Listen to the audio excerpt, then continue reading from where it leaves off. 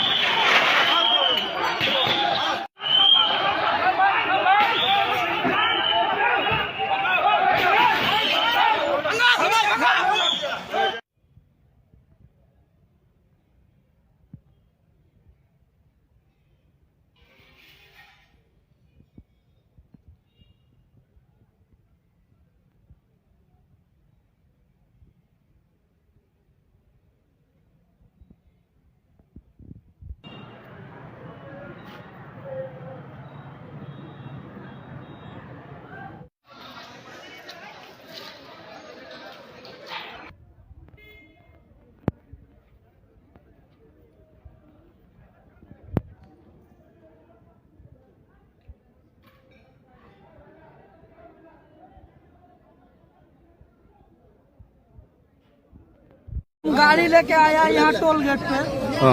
हम दूसरा लाइन में घुसाया तो अगला हमको बोला कि दूसरा लाइन में नहीं, तुम इस लाइन से निकाल के फर्स्ट लाइन में जाओ।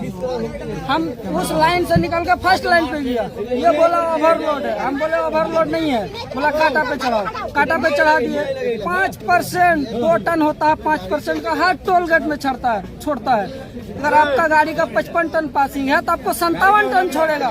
57 टन 500 छोड़ने का अलाव है। ये बोला ओवरलोड है। हम बोले ठीक है ओवरलोड है, फाइन लगेगा। बोला हाँ फाइन लगेगा। हम बोले कितना का फाइन लगेगा भाई?